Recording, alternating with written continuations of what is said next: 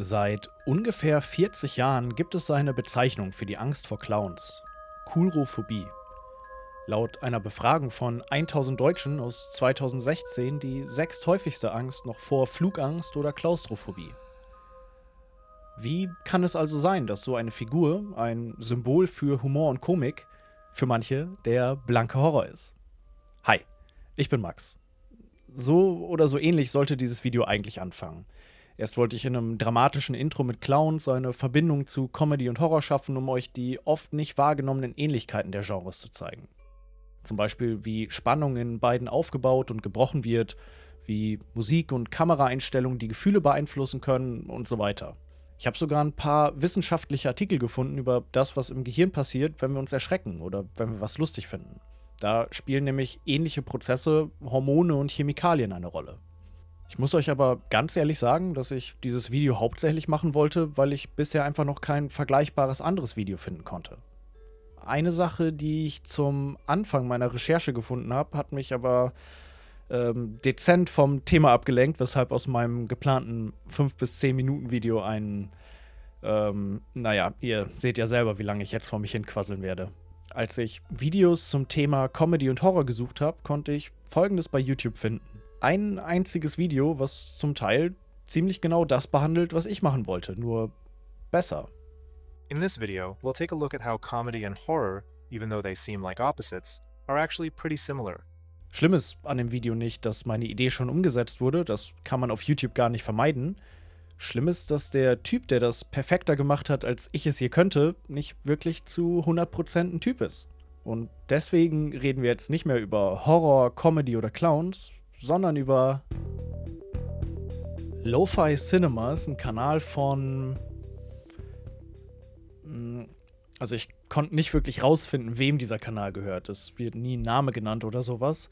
Die einzige öffentlich bekannte Information ist, dass der Kanalersteller aus Georgien kommt, dem Heimatland des köstlichen Khachapuri. Lo-Fi Cinema ist ein relativ erfolgreicher YouTube-Kanal, welcher Videos im spezielleren Video-Essays über das Erstellen und Analysieren von Film und Filmtechniken macht. Aber oft auch über Hollywood-Regisseure oder Hollywood im Allgemeinen spricht oder versucht, angehende Filmemacher mit Tipps zu unterstützen und zu inspirieren. Hier ist zum Beispiel ein kurzer Ausschnitt aus einem Video, welches zum Teil thematisiert, wie großartig künstliche Intelligenzen beim Erstellen von Medien, insbesondere bei Filmen, sein können. AI stands at the forefront of democratizing filmmaking. Imagine the possibility of crafting movies without traditional crews or hefty resources, using only your vision and AI tools.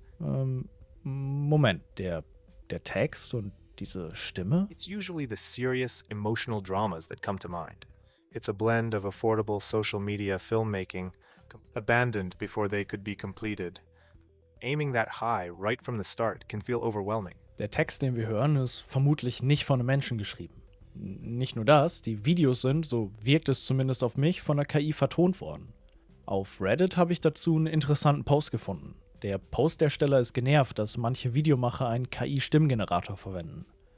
Gerechtfertigt wird das in einem Kommentar von einem User, der gerade einen neuen Kanal gestartet hat und sich unsicher ist, ob er als nicht-englischer Muttersprachler, also seiner Meinung nach mit schlechter Aussprache, nicht gut bei vielen Zuschauern ankommen würde. Ich wette, bei Lo-Fi Cinema läuft das ähnlich ab. In einem seiner ersten Videos hört man, so wie ich vermute, in Teilen die echte Stimme vom Videoersteller. Als Deutscher will ich jetzt natürlich nicht die englische Aussprache von jemandem bewerten, aber ich finde seine echt okay. Ganz gut sogar. Ich könnte mir definitiv lange Videos mit dieser Stimme anhören, vorausgesetzt der Inhalt stammt nicht offensichtlich aus der Feder von ChatGPT oder Konsorten. Wenn ich mich etwas aus dem Fenster lehnen würde, behaupte ich auch mal, dass die visuelle Gestaltung der Videos einen eindeutig menschlichen Einfluss hat. Um ehrlich zu sein, finde ich den Videoschnitt und die grafische Gestaltung sehr schön. Das erinnert mich zumindest an viele andere bekannte Video-Essays auf YouTube. Gerade deshalb finde ich es aber schade, dass ein wohl offensichtlich talentierter und kreativer Kopf hinter dem Kanal auf solche generierten Inhalte setzt. Schaut man sich mal die Transkribierung oder die Skripts der Videos an, erkennt man, wenn man sich minimal mit dem Thema befasst, sofort den charakteristischen, seelen- und zusammenhangslosen Schreibstil von KI-Chatbots. Zumindest lassen mich das die häufig genutzten Textbausteine wie "es ist nicht nur A, es ist B", die Modelle wie ChatGPT beim Schreiben oft anwenden, glauben. AI can not just change the way how we make films, it can redefine what films can be. It's not just boredom, it's strategic boredom. But Park Chan-wook didn't just adapt it. He completely reinterpreted it through his own lens. He didn't just retell events, he mixed it in satire, time travel, and sci-fi. It not only allows me to reflect on and discuss my creative process. Wie kann es also sein, dass ein Großteil der Videos auf diesem Kanal nicht von einem Menschen kommt, sondern von der KI? Warum steht das nirgendwo als Info für den Zuschauer? Weder in Videobeschreibungen, Kanalinfos oder auf der Patreon-Seite des Kanalbetreibers. Wieso entscheiden sich Content Creator überhaupt dazu, solche Videos zu erstellen? Und vor allem, warum merkt keiner der Zuschauer, was los ist? Deswegen sind die Menschen, die denken, dass sie Meisterwerke mit KI generieren können, nichts als naiv. Die Kopiermaschine hat nicht diese Art von Wissen, Kreativität oder Seele. Das ist eine der interessantesten Sachen, die ich dieses Jahr konsumiert habe. Es hat etwas konzeptualisiert und ans Licht gebracht, was ich selbst immer, wenn ich über kreative Arbeit, die ich liebe, oder meine eigene Arbeit nachdenke. Du hast das wundervoll gemacht. Außerdem, wenn du eine Partnerin hast, mit der du solche Themen besprechen kannst, kann man damit ruhig angeben. Meine bescheidene Meinung. Interessante Ansichtsweise, insbesondere die Verbindung zwischen Mittelbudgetfilm und wie KI den Spielraum erweitern kann. Toller Essay, mach bitte so weiter.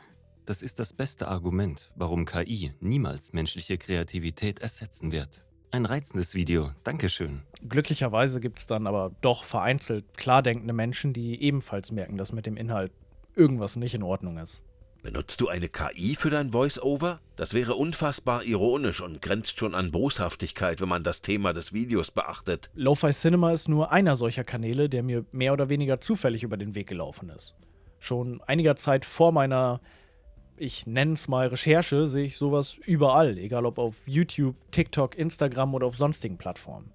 Ich nutze YouTube generell am häufigsten und schon lange fällt mir auf, dass immer mehr Content generiert und gesprochen von KI einen Weg in meine Empfehlung findet. Nicht nur von englischsprachigen Kanälen, sondern auch auf Deutsch. Ich habe so langsam auch das Gefühl, dass mir der YouTube-Algorithmus mittlerweile echt fragwürdige Inhalte anspült, um zu prüfen, ob mein Gehirn schon erfolgreich zermatscht wurde. Habt ihr schon mal diese sehr provokanten Thumbnails in euren Empfehlungen gehabt? Auch hier gibt es Kommentare von echten Benutzern, die den Inhalt scheinbar blind und taub aufnehmen. Das kann ich sehr gut nachvollziehen. Aber warum nur einmal? Eine Wiederholung wäre möglich. Habe das schon selbst erlebt und es ist immer da. Man kann die Vorfreude beim Gehen auf das nächste Mal schon spüren. Also das kann ich nicht wirklich deuten, aber es klingt irgendwie versaut. Das treibt mich zum Zucker. Ich habe absolut keine Ahnung, was das heißen soll. Und das sind wieder nur ein paar Kanäle von unendlich vielen. True Crime, Video-Essays, Geschichtsdokus. YouTube ertrinkt in allen Bereichen an KI-Inhalten. Die meisten Ersteller machen das ja auch scheinbar nicht mal für echte Fans oder Zuschauer, sondern wahrscheinlich, um schnell Kanäle aufzubauen, um damit Klicks und dementsprechend Werbeeinnahmen zu kassieren. Viele von solchen Kanälen sind wahrgemachte Beispiele der toten Internettheorie. Bots schauen, liken und kommentieren die Videos zum größten Teil. Und im Endeffekt sprechen und diskutieren da 5, 10 oder 5000 ChatGPTs und Geminis miteinander.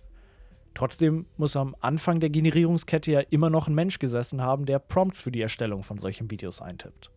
Traurig an der ganzen Geschichte finde ich, dass YouTube im Juli 2025 angefangen hat, KI-generierten Müll zu demonetarisieren. Nur irgendwie schaffen es Kanäle wie Lo-Fi Cinema, Geheime Gefühle, Akte X und wie sie sich nicht alle nennen, irgendwie dran vorbeizuhangeln.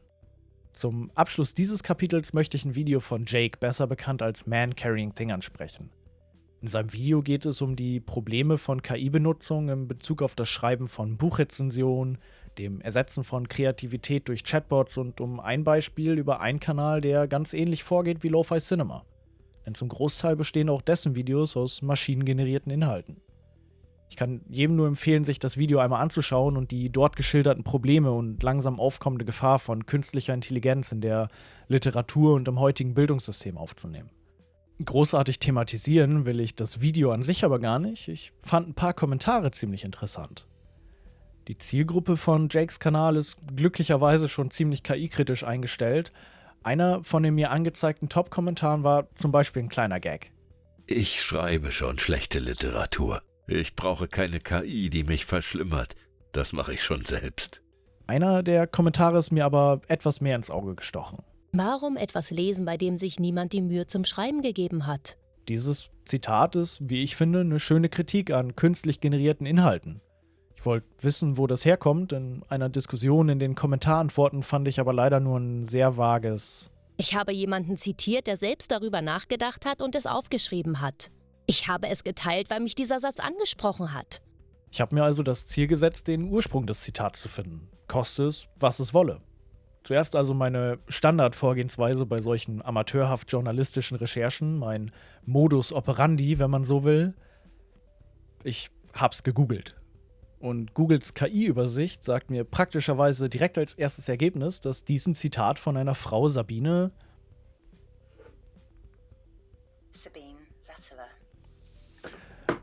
Settler ist. Die dabei von Google angegebene Quelle ist ein Artikel vom BBC aus Mai 2025. In einem anderen Versuch hatte ich aber auch einen LinkedIn-Beitrag als Quelle angezeigt bekommen, der aber ebenfalls diesen BBC-Artikel erwähnt. Und ich meine, Google schreibt ja auch extra dazu, dass dieser Satz als Kritik an KI von ihr stammt. Dann ist die Sache doch geklärt, oder? Das Zitat kommt von Sabine Settler aus Mai 2025. Oder?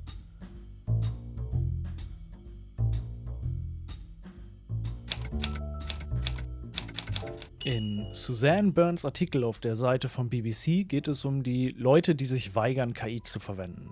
Wir hören verschiedene Punkte aus den unterschiedlichsten Bereichen von ein paar Leuten, die sich wegen des Verdrängens von Menschlichkeit in deren Berufsumfeldern gegen den vermehrten Einsatz von KI stellen. Der BBC-Artikel, nein, Sabine Settler selber entkräftet ihr Zitat ziemlich deutlich am Anfang des Artikels. Sie hat's kürzlich gelesen. Das stimmt mit ihren Ansichten überein, aber sie hat's nicht gesagt. Wieso finde ich dann bei meiner einfachen Suche zu diesem Zitat keine richtige Quelle? Ich habe mich dann mal in die Höhle des Löwen begeben und habe eine KI, in diesem Fall Grok, zu Rate gezogen, dem Chatbot von einer echten Witzfigur. Übrigens nicht zu verwechseln mit der Witzfigur des Schweizers Charles Adrian Wettach, ebenfalls bekannt als Grok, also der Clown Grok. Diese schlaue KI konnte mir genau wie Google zu dem Zitat leider kein präzises Ergebnis liefern. Also habe ich wieder auf die altmodische Art gesucht und gesucht und gesucht. Und dann habe ich herausgefunden, dass dieser Satz höchstwahrscheinlich am 11. Oktober 2017 das erste Mal, zumindest im Internet, gefallen ist. Nicht nur ein Datum, an dem so einiges anderes Wichtiges passiert ist. Bundeskanzlerin Angela Merkel eröffnet mit Emmanuel Macron die Frankfurter Buchmesse, der Streit um die Unabhängigkeit Kataloniens ist im vollen Gange und der Pazifiksegler ist Wikipedia-Artikel des Tages. So ein majestätisches Tier. Nein. An diesem Tag waren ChatGPT oder andere KI-Chatbots nur ein feuchter Traum in Sam Altmans Kopf.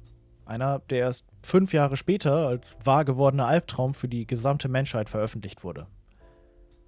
Und an diesem Tag saß der Autor Stephen Thompson vor seinem Computer und schrieb auf der Seite Medium einen Blogpost über Schwierigkeiten bei der Inspirationsfindung zum Verfassen von Büchern. Der Titel seines Artikels? Ich bin es leid, inspiriert zu sein, ein Buch zu schreiben. Wenn ich nicht bemüht bin, es zu schreiben, warum soll sich jemand bemühen, es zu lesen? Der Satz ist zwar einmal gedreht, aber ich vermute hier tatsächlich den Ursprung gefunden zu haben. Und dann ist diese Aussage natürlich ohne Quellenangabe in unsere heutige Zeit gelangt. Eine der ersten Erwähnungen des Zitats im Zusammenhang mit unserem KI-Thema fand ich auf der Social-Media-Seite X, früher bekannt als Twitter, vom User Dulcemat, beziehungsweise von Ellie McNabola aus Oktober 2023. Sie schrieb: Warum sollte ich etwas lesen, bei dem sich jemand keine Mühe beim Schreiben gemacht hat? Es ist egal, ob es das Werk einer genialen Technologie ist, wenn keiner die Lust dazu hatte, tatsächlich zu arbeiten. Als ich unbeabsichtigt, ja fast schon aus Versehen, die Seite, dessen Name nicht genannt werden darf, aufgerufen hatte, fiel mir wieder der Chatbot des Vaters von XAsh-A12 ein. Ich habe Grok dann nochmal nach dem Zitat speziell in Verbindung mit Frau Settler gefragt und es gab tatsächlich einige neue Ergebnisse. Der LinkedIn-Post von meiner ersten Google-Suche ist wieder aufgetaucht. Ein Studentennachrichtensender aus Cape Coast in Ghana zitiert auf Grundlage des BBC-Artikels falsch. Auf einem anderen LinkedIn-Post gibt es wieder die direkte Verbindung des Zitats mit Frau Settler. Übrigens kann ich euch das Subreddit LinkedIn Lunatics ans Herz legen. Das ist echt verrückt, was einige Leute auf dieser Plattform für einen Schwachsinn teilen. Und in einem Kommentar zu einem YouTube-Video, ironischerweise über die Gefahren von KI im Modebereich, finden wir erneut unseren Satz als Zitat von Sabine Settler wieder. Stellt man sich dann mal vor, dass KI-Chatbots inzwischen wie Suchmaschinen verwendet werden, ist klar, dass sich so eine Information dann schnell als Fakt verbreitet.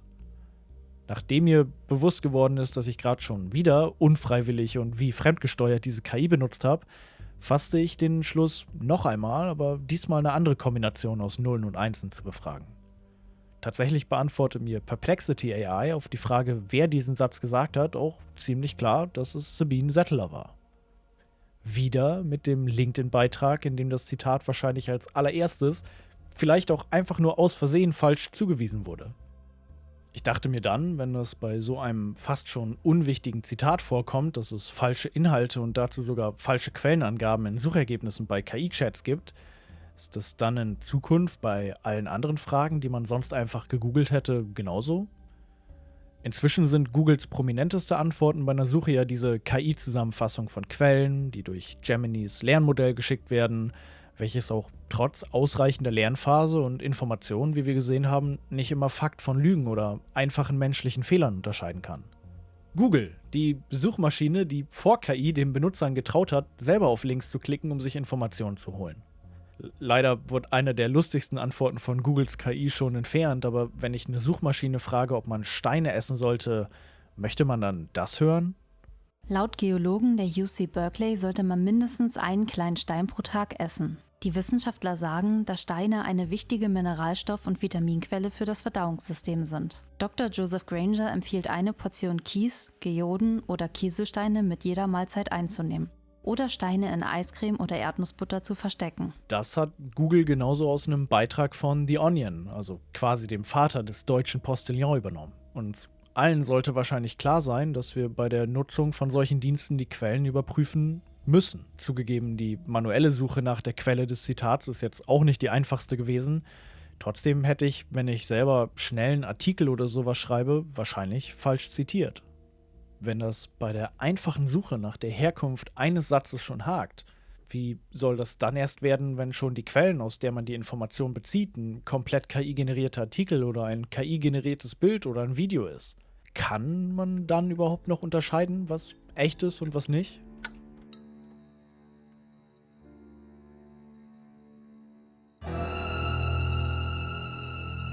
Um einmal kurz auf eins der Themen, welches im Titel dieses Videos steht, zurückzukommen, will ich euch mal was wahnsinnig Unheimliches zeigen. Mr. Bennett, what are you supposed to be?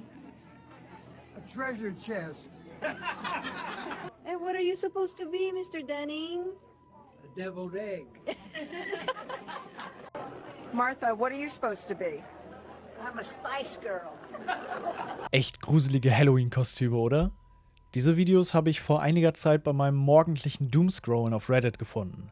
Ich fand das, genau wie viele andere User in den Kommentaren, ganz lustig. Ich habe auch gar nicht genauer hingeschaut oder nachgeguckt, wo diese Videos herkommen. Ein paar Tage später, wieder auf Reddit, wurde mir folgender Artikel angezeigt. TikTok-Nutzer enttäuscht, nachdem sie herausgefunden haben, dass die an Halloween verkleideten Bewohner aus einem viralen Seniorenheim eigentlich KI sind. Dieser Artikel von AOL? Dieser Artikel von People.com hat mir also erst, nachdem ich das Video schon für echt gehalten habe, gezeigt, dass das nur ein Fake war. Dass dieses gesamte Altenheim, welches 63.000 Follower und 5,5 Millionen Likes auf TikTok hat, gar nicht existiert. Mrs. Dalton mit dem Blumentopf auf dem Kopf oder Mr. Denning im Eierkostüm und Teufelshörnern, die gibt es gar nicht. Und mir ist es auf den ersten Blick nicht aufgefallen. Mir, dem, der sich seit Wochen mit diesem Thema beschäftigt. Ich hab's nicht gemerkt. Zumindest steht in diesem Fall in der Beschreibung des TikTok-Kanals recht transparent, dass die gezeigten Videos KI-generiert sind. Ich hoffe, ihr erinnert euch noch an die Will Smith isst Spaghetti-Videos, als die KI-Videogenerierung gerade aufkam. Damals war das noch echt lustig. Schwebende Nudeln, riesiger Mund. Vor 2 bis 3 Jahren war die Videogenerierung eine eher zusammenhangslose Aneinanderreihung von Bildern, darauf generierten Zwischenbildern, darauf generierten Zwischenbildern, darauf generierten. Und heute? Heute ist bei den Videos fast nicht mehr zu erkennen, was echt und was unecht ist. Das führt natürlich in den Zeiten, wo sich Familiengruppen nur noch mit Hilfe von komischen GIFs und seltsam mit altbackenem Humor gefüllten Videos verständigen. Aber gerade im Zeitalter von Nachrichten und Social-Media-Posts im TikTok-Format dazu, dass man im schlimmsten Fall aus solchen Clips die falschen Schlüsse zieht. Was dann bei einem lustigen Video, in dem Jens Spahn bei Barbara Salesch sitzt, einen ganzen Schlag Boomer zum Lachen bringt, ist eigentlich gar nicht mehr so lustig, wenn das doch so realistisch aussieht. Als nächstes kommen dann nämlich real wirkende KI-Pressevideos aus dem Bundestag von dubiosen Quellen oder was weiß ich. Bei OpenAIs Videogenerator Sora gibt es zum Glück ein kleines Wasserzeichen, um anzuzeigen, dass dieser Inhalt mit einer KI erstellt wurde. Zum Glück. Auch wenn das auf den ersten Blick eine gute Idee ist und viele andere Firmen ein ähnliches Konzept für generierte Bilder und Videos haben, ist der Einfallsreichtum der Benutzer doch meistens einen Schritt voraus. Wenn ich nach Wasserzeichen Entferner suche, finde ich unzählige Seiten, mit denen ich Wasserzeichen von Sora, Veo und Co. einfach verschwinden lassen kann. Natürlich dank KI. Und schon haben wir ein Video, das sich nicht mehr als ein Inhalt von solchen Diensten zu erkennen gibt. Andere Anbieter wie Google wollen auf unsichtbare Markierungen setzen, die in Text, Bildern oder Videos versteckt werden können. Auch hier gäbe es bestimmt technisch aufwendige Wege, um diese zu entfernen, die man sich aber, wenn wir ganz ehrlich sind, gleich sparen kann. Wenn jemand absolut nicht Internet- oder technikaffin ist und Andreas Gabalier in einer Werbung empfiehlt, in zwielichtige Kryptowährung zu investieren, fragt dann wirklich jeder erst bei Googles Gemini nach den Wasserzeichen, um festzustellen, dass das gar nicht der echte österreichische Volksrock'n'Roller ist? Und nicht nur Betrüger, die auf Opa Egons der Spartes aus sind, haben es durch KI deutlich einfacher, mit Stimmen- oder Aussehensveränderungen unheimlich vertrauenswürdig zu wirken. Ich habe ja gerade schon mal Grog, also den Schweizer Clown, erwähnt. Ein weiterer Schweizer Scherzkeks, Thermomix-Berater, Politiker und, ich zitiere, Gaga-Rechtsextremist ist Andreas Glaner. Für alle sächsischen Zuschauer bitte nicht mit dem großen schwedischen Zahlungsdienstleister Klarna verwechseln. Andreas Glaner hat im Wahlkampf 2023 ein mit künstlicher Intelligenz erstelltes Deepfake-Video der Schweizer Grünpolitikerin Sibel Arslan geteilt, in dem sie die Wahl für Glaners Partei, die SVP, und dessen Vorhaben unterstützt. Bitte wählen Sie bei den eidgenössischen Wahlen SVP und schreiben Sie Andreas Glaner zweimal auf Ihre Liste. Anders als für Leute, die Sibel Arslans politische Einstellung kennen oder Menschen, die wissen, wie man Deepfakes erkennt und von der Realität unterscheiden können, ist für Unwissende bei so einem Video absolut nicht ersichtlich, dass das, was man dort sieht, gar kein politischer Sinneswandel ist. Diese ganze Situation wurde gerade wegen der Nutzung von neuen, unregulierten Technologien zum Präzedenzfall in der Schweiz. Ich will jetzt nicht ins kleinste Detail gehen, wie die Schweiz darauf reagiert hat. Das könnt ihr bei Interesse beim Schweizer Parlament oder in diesem schönen Artikel von Anke Breihahn selber nachlesen. Aber wie sieht's denn bei uns in Deutschland aus? Der Deutsche Bundestag hat bislang noch kein Gesetz gegen diese Art von Inhalten verabschiedet. Aktuell beruft man sich in Fällen von generierten Videos auf das Datenschutz-, Persönlichkeits- oder Urheberrecht. Das funktioniert aber natürlich nur bei der Nachstellung von echten Menschen, denen diese Rechte auch zustehen.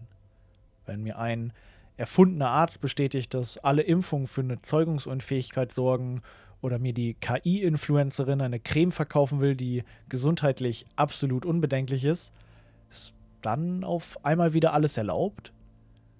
Wir müssen dann wohl leider auf Vorschläge für die vernünftige Regulierung solcher Inhalte warten, damit wir Probleme handhaben können wie soll man damit umgehen, wenn ein existierender Mensch kopiert und für Dinge benutzt wird, die er oder sie niemals sagen würde?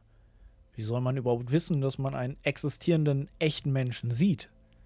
Wie soll man im Zweifel nachweisen, dass Fakten in einem Video, welches Politik, Marketing oder Sonstiges betrifft, überhaupt der Wahrheit entspricht?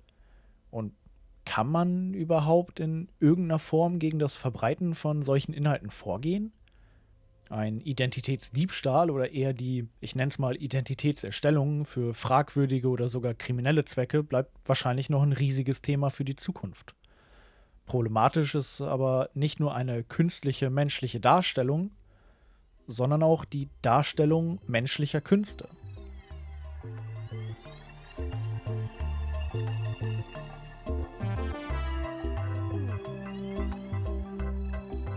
Wisst ihr, was einfach ist?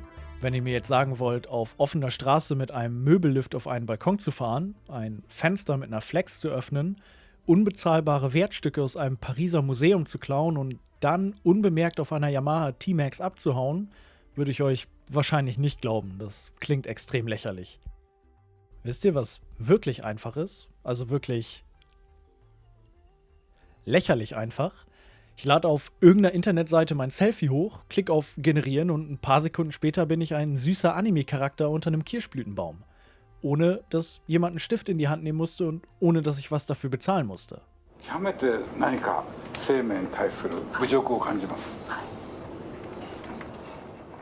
Dieser Satz von Regisseur und Mitgründer von Studio Ghibli, Hayao Miyazaki, wird gefühlt in jedem zweiten Reddit-Post mit KI zusammen rausgekramt. Er kommt aus einer Dokumentation über Miyazaki von 2016. Verwendet wird dieser Satz zwar oft in Verbindung zu KI-generierten Bild- oder Filminhalten, es geht in diesem Ausschnitt aber um eine ganz andere Verwendung von künstlicher Intelligenz. Eine, die 3D-Modellen realistische Bewegung verleihen kann. Ich kenne mich seit ein paar Minuten echt gut mit falsch verwendeten Zitaten aus, deswegen versuche ich mal zu erklären, was der eigentliche Kontext von diesem Clip ist. Tatsächlich bezieht sich Miyazaki gar nicht darauf, dass KI eine Beleidigung des Lebens selber ist, sondern dass die Bewegungen menschliches Leid trivialisieren. Das erinnert ihn an seinen Freund, der ihm trotz einer schweren Behinderung jeden Morgen mit zitternden Händen und motorischen Schwierigkeiten einen High Five gegeben hat. Danach passiert in der Doku etwas, zumindest für mich, viel Interessanteres. Einer der Programmierer dieser Demo erklärte auf Nachfrage von Toshio Suzuki, einem weiteren Gründer von Studio Ghibli, dass sein Ziel ist, mit dieser Technologie eine Maschine zu bauen, die zeichnen kann wie ein Mensch. Die Reaktion von Suzuki und Miyazaki darauf ein „Ist das so?" und Stille. Lange, peinliche Stille. Es wird also doch schon ziemlich deutlich, auch wenn wir nicht wissen, ob heutige Formen von KI vielleicht nicht eine Beleidigung des Lebens für Miyazaki sind, dass er als Künstler nicht Menschen durch Technologie ersetzen möchte. Fast 10 Jahre später passiert Studio Ghibli aber genau das. Im Oktober 2025 hat die Content Overseas Distribution Association oder kurz CODA, welche Firmen wie Studio Ghibli, Bandai Namco oder Sonys Aniplex beinhaltet, eine Anfrage an OpenAI gestellt. In dieser geht es darum, dass OpenAI aufhören soll, Inhalte der Studios ohne deren Erlaubnis zum Trainieren von grafischen Lernmodellen zu verwenden. OpenAI hat geantwortet mit dem üblichen PR-Blabla, wir nehmen solche Anfragen ernst und so weiter. Auch gab es von der KI-Firma einen Hinweis auf eine Opt-out-Klausel für genau solche Zwecke. Rechteinhaber können die Nutzung von eigenen Daten damit scheinbar komplett aus dem Lernsystem entfernen lassen. Wie die CODA dazu argumentiert, kann ich aber genauso unterstreichen. Es gibt kein System, was jemandem erlaubt, sich durch nachträgliche Einsprüche der Haftung für Rechtsverletzung zu entziehen. Was im Klartext für Nichtjuristen, so wie mich, so viel bedeutet wie: Wenn du bei mir einbrichst und klaust, bist du immer noch schuld und solltest bestraft werden, auch wenn du danach sagst, ich hätte mir ein besseres Schloss kaufen können. Studio Ghibli und das Trainieren von KI mit dessen Film ist aber nur ein Beispiel davon, wie generierte Inhalte auf bereits existierenden Werken erstellt werden. Die nächsten Versionen von Midjourney, Sora, Veo, Stable Diffusion brauchen immer mehr Daten als die davor. Und wo kommen die Daten her? Aus eigenen generierten Bildern oder Videos lassen sich bewiesenermaßen keine neuen generieren. Da ist eine Art Dateninzucht scheinbar wirklich ein Problem. Dieses Bild kommt aus einer Ausarbeitung von 2023, nochmal überarbeitet 2025, in dem der KI-Bildgenerator Stable Diffusion nach und nach mit eigenen generierten Bildern als Referenzdaten trainiert wurde. Die Bildergebnisse ab 10% zeigen dann, was dabei rauskommen kann. Das funktioniert also nicht, also kommen die Daten natürlich von noch mehr Filmen, Videos, Liedern oder Bildern aus dem Internet. Dass den Urhebern dieser Werke beim Aneignen von deren Darstellung geschadet wird, ist vielen aber gar nicht bewusst oder es wird einfach ignoriert. Wieso sollte man auch einen Freelancer beauftragen, wenn ich in ein paar Klicks schon mein Ergebnis kostenlos bekomme? Betroffen sind Kunstschaffende in den unterschiedlichsten Bereichen. Ich will hier nur mal ein paar bekannte Beispiele nennen. George R.R. Martin und 16 andere Schriftsteller und Drehbuchautoren der amerikanischen Authors Guild haben eine Sammelklage gegen OpenAI erhoben. Die sollen den Diebstahl von deren Werken unterlassen, um die Kunst der Literatur zu bewahren. Künstler von digitalen Werken haben schon 2022 auf der Seite ArtStation erfolgreich dagegen protestiert, dass mit KI erstellte Kunstwerke auf der Seite ohne Kennzeichnung gepostet werden können. Bon Jovi, Billie Eilish und mehr als 200 andere Sänger und Sängerinnen haben einen offenen Brief unterzeichnet, in dem gewarnt wird, dass unregulierte KI-Nutzung die Einnahmen von großen Stars, aber auch von angehenden Künstlern in diesem Feld gefährdet. Und wenn wir gerade schon bei Musik sind, mehr als 1000 Interpreten haben das Album Is This What We Want veröffentlicht. Ein 47 Minuten langes, komplett aus Stille bestehendes Protestalbum gegen die Entscheidung der britischen Regierung, KI-Anbietern die Nutzung urheberrechtlich geschützter Werke zu erlauben. Und kurz bevor ich für dieses Video fertig recherchiert habe, kam eine richtig gute Nachricht seit langem. Und das aus Deutschland. Das größte Münchner Landgericht hat am 11. November 2025 in erster Instanz ein Urteil gesprochen. Die GEMA ist gerichtlich gegen OpenAI wegen der unberechtigten Nutzung und Weiterverarbeitung von Songtexten deutscher Musiker vorgegangen. Hauptsächlich ist die GEMA nicht gegen die Nutzung an sich. Es soll vielmehr darum gehen, dass die Künstler mit der jetzigen Vorgehensweise keine finanzielle Gegenleistung bekommen. Und OpenAI muss zum aktuellen Stand tatsächlich bezahlen. Das ist das erste Urteil in Deutschland und soweit ich finden konnte in ganz Europa, das aussagt, das ist Diebstahl. Die Richterin in dem Fall, Elke Schwager, hat als Urteilsbegründung Folgendes gesagt, was ich hier gerne als Schlusssatz verwenden möchte. Wenn man etwas bauen wolle und Bauteile brauche, dann erwerben sie und nutzen nicht das Eigentum anderer.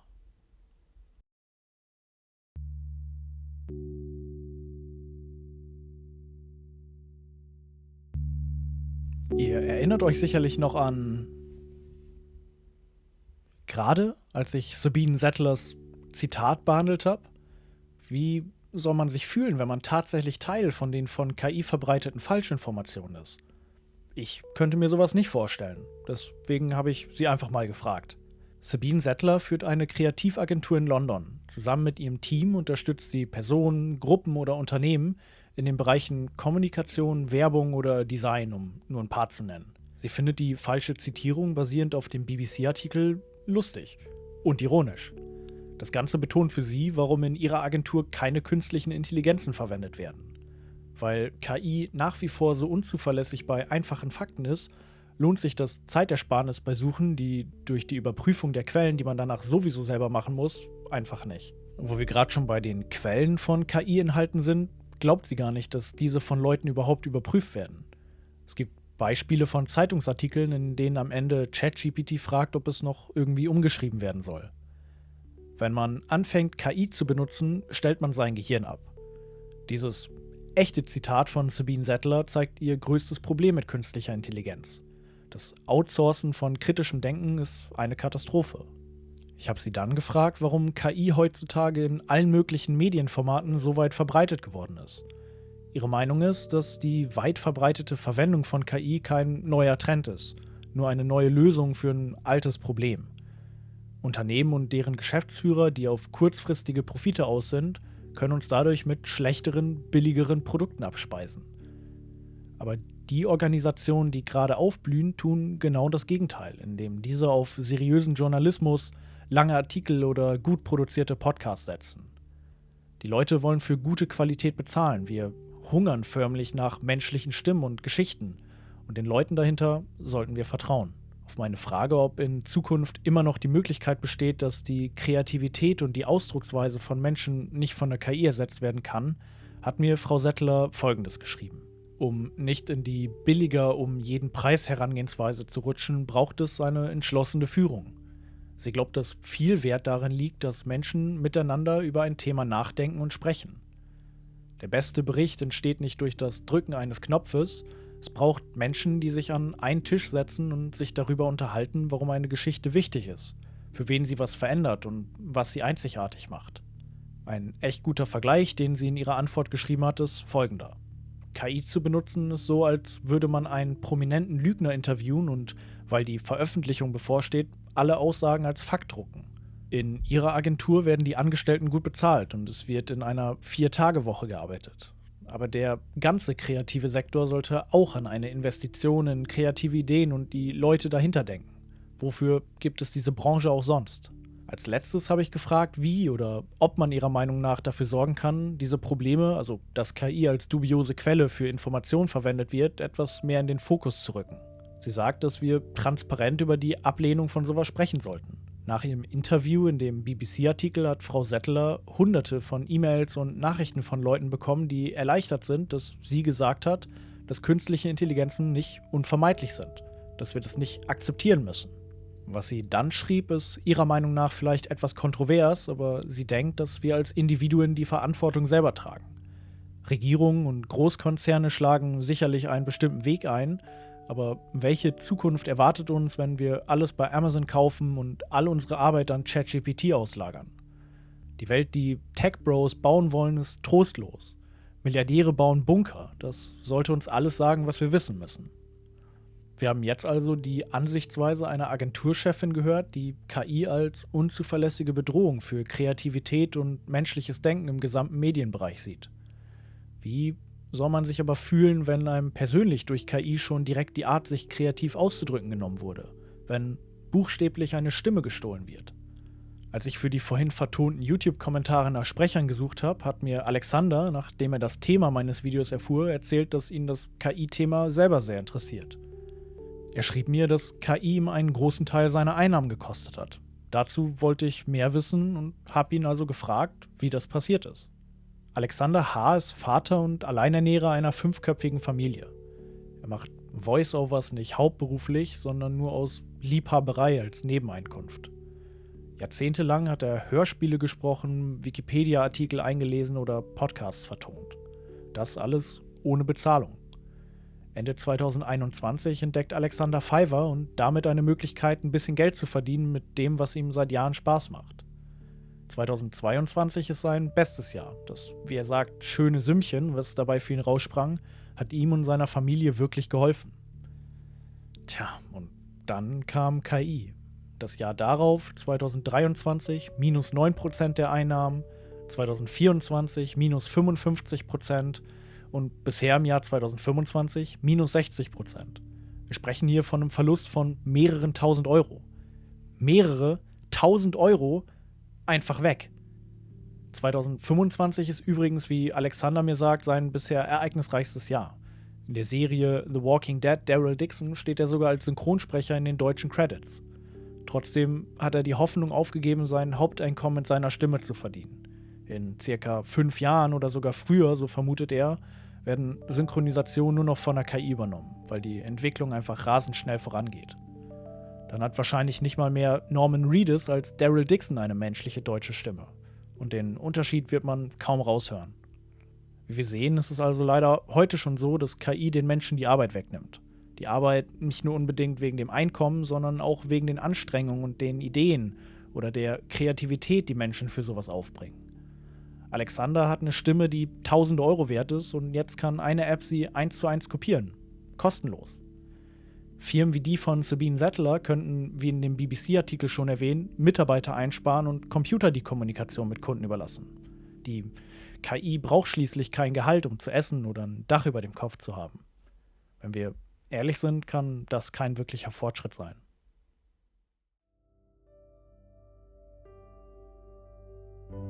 Euch ist wahrscheinlich aufgefallen, dass ich in jedem der Kapitel nicht wirklich einen zufriedenstellenden Abschluss eingebaut habe. Das liegt nicht unbedingt nur daran, dass ich keine Ahnung habe, wie man passende Enden für lange Themen formuliert, sondern eher daran, dass ich keine Ahnung habe, wie man das passende Ende für dieses lange Thema formulieren soll. In ein paar Jahren kann es auch gut sein, dass alles anders wird und dass das Video hier rüberkommt wie ein alter Mann, der sich aufregt, dass sich das Internet niemals durchsetzen wird. Aber nur zu schreien, KI ist böse und alles in dem Zusammenhang zu verteufeln, macht keinen Sinn. Das wäre auch viel zu einfach. Es lässt sich nicht abstreiten, dass KI auch sinnvoll eingesetzt werden kann oder schon sinnvoll eingesetzt wird. Da gibt es wirklich Momente, in denen ich mir denke, schon krass, was diese künstliche Intelligenz alles so kann. Chatbots oder spezielle Apps können in Verbindung mit Smart Glasses Blinden dabei helfen, besser durch den Alltag zu kommen.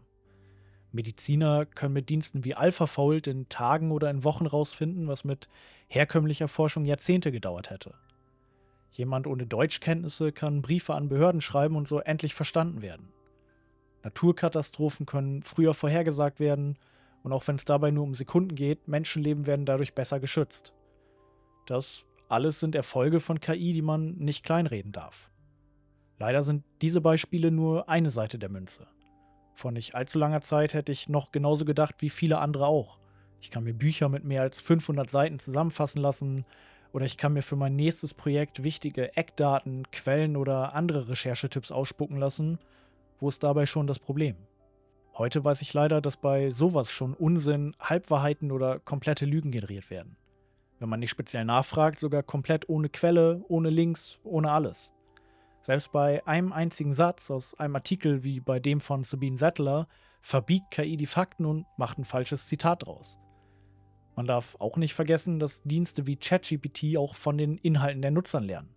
Man sollte also nicht nur den generierten Inhalten skeptisch gegenüber sein, sondern auch nicht unbedingt alle seine Geheimnisse oder sogar persönliche Daten in die Maschine füttern. Für ein kleines Experiment habe ich das aber trotzdem getan. Bevor ich mein Skript fertig geschrieben hatte, habe ich ChatGPT die Aufgabe gegeben, mit den Quellen und Inhaltsangaben meiner Recherche eine eigene Version zu schreiben. Und es kam dabei nur wirklich unbenutzbarer Müll bei raus. Mark Twain? Oscar Wilde? Nicht nur das, mit dem Dienst 11 Labs und einem 30-sekündigen Ausschnitt meiner Stimme, die jetzt wohl für immer in deren Cloud steckt, konnte ich das ganze Skript vertonen lassen. Mit einer Beschreibung von mir in diesem Kostüm habe ich dann Grogs Videogenerator beauftragt, um mir daraus ein Video zu erstellen. Angesichts dessen wird klar, wie generative KI unsere Wahrnehmung manipuliert. Diese Technologie birgt immense Bedrohungen für Medien, da sie Täuschung normalisiert und uns zwingt, zwischen echter Kunst und algorithmischer Täuschung zu unterscheiden, was immer schwieriger wird, bevor es zu spät ist. Also ich muss wirklich sagen, als ich mir das mit diesem Clip ausgedacht habe, hätte ich nicht damit gerechnet, dass das doch so unheimlich realistisch wirkt, aber egal. Wer will sich sowas freiwillig anschauen? Was passiert mit den Menschen, die solche Inhalte vorher mit Hingabe und Emotion produziert haben? Wenn ab jetzt alle bekannten oder unbekannten Autoren, Musiker, Sprecher, Regisseure, Filmemacher, Künstler auf KI setzen, verlieren diese dann alle ihren individuellen Stil. Und wir, die Zuschauer, Zuhörer, die Leser oder die Kunstinteressierten, wir verlieren im schlimmsten Fall die Fähigkeit, den Unterschied zu bemerken. Wenn ihr bis hierhin geguckt habt, würdet ihr wahrscheinlich gerne wissen, warum ich für so ein Thema ein viel zu langes Video gemacht habe. Warum ich immer noch in diesem scheiß Kostüm sitze und mit euch spreche.